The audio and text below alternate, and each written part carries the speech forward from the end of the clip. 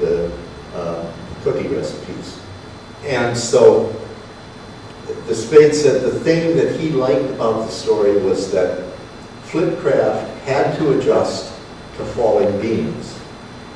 No more beams fell. So he adjusted back. He went right back to who he had been. And that is the point of the story from Spade's point of view, is that it is all meaningless. In other words, there is no order. There is no good guys get paid off good, bad guys get paid off bad. I read a novel the other day where a guy said, who are the good guys and who are the bad guys? And the other guy said, whoever's alive at the end of the novel, that's the good guys. And so, in a way, that's what you got here.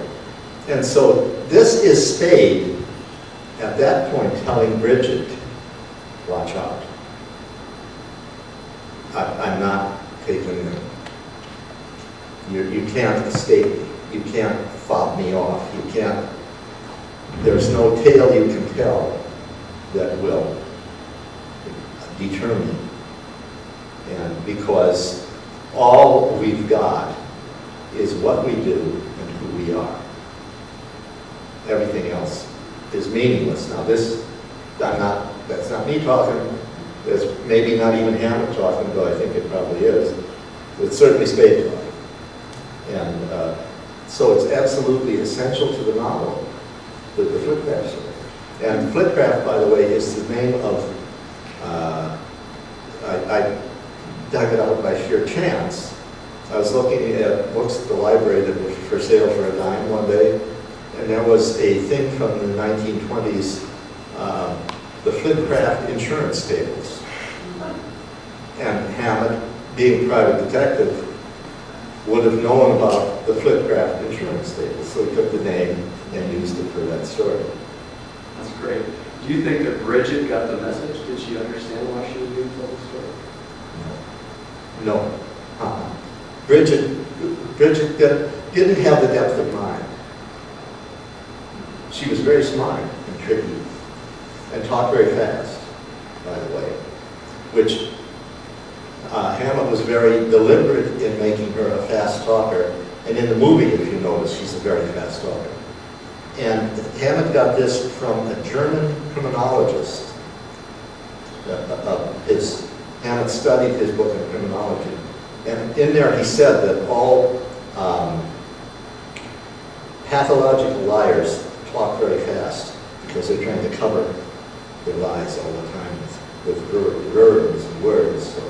So you don't stop and think about what they're really saying. Let me ask this question, the next question, very slowly. You did a lot of, very slow.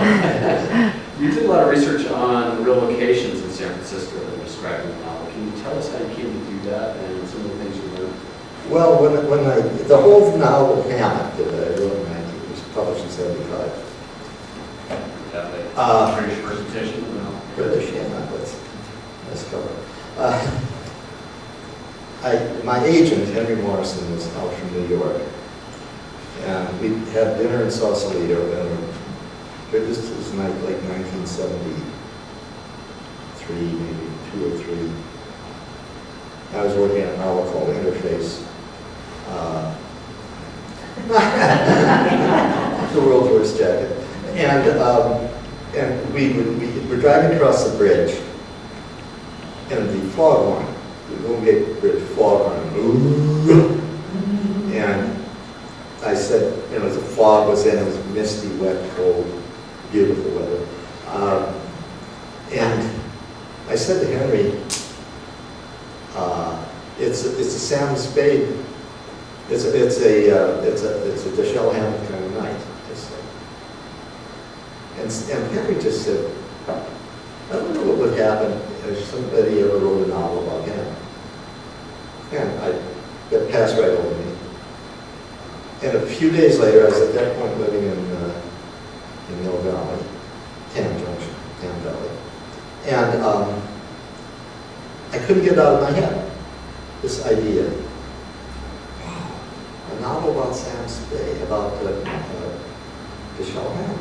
You know, put him back in the days when he was a detective and put him under sort of fracturing stress and see what happens.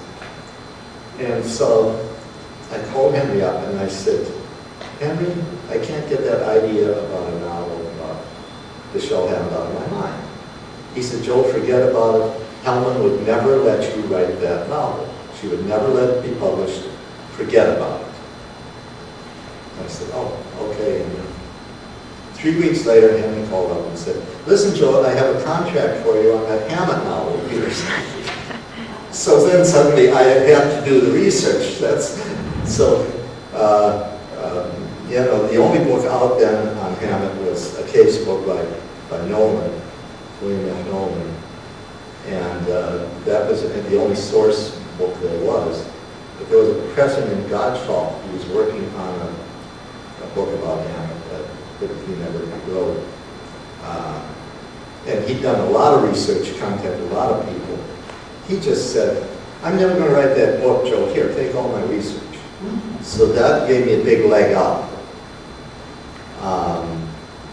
Then I did a cross-direct research at the phone company records building, which is down where the AT&T Park is, where the ballpark is. They have a big long warehouse full of records. And I went in there and snooped around, and I tried to look up Hammett's addresses where he had lived while in San Francisco. He usually didn't have a telephone, but they list all of the addresses, even if you don't have a phone. And crisscross, they list the Pope directory lists the addresses. And so I hit, you know, on these, hey, wait a minute, 891 Post Street. What years were those? Well, those were the years he was writing the Maltese Falcon. And in the Maltese Falcon, there are some references that led people astray.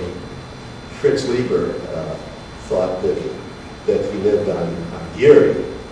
Says he caught a Geary car and went up to his apartment, and he thought it was upstairs to the Geary Street apartment. But no, it was going up the hill, Post Street, because in the novel, when Bridget is in his thing, and she wants to know if the Gunsel is outside. It says Hammett or Spade issued in Post Street, and so then I started my own research, wandering. I just used to wander the streets hours at a time, and things that he mentions. He sees two guys working in the garage. I found a building across the street and down a half a block that still had garage upstairs and faded letters, even though it was now an apartment house, but in front of the building still had garage.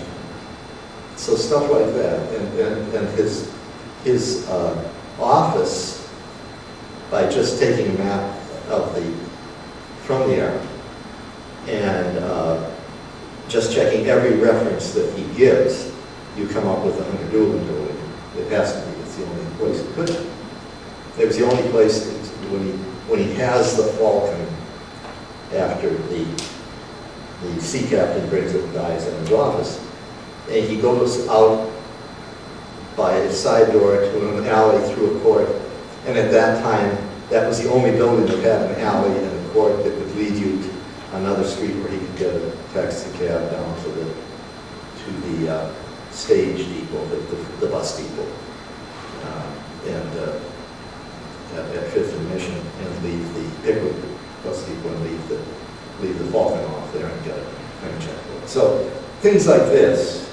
But is it true that Lillian Hammett tried to block Hammett from being published and also the movie that was based on it? She couldn't do anything about the book. I said it in 28, and she had not met Hammett then yet.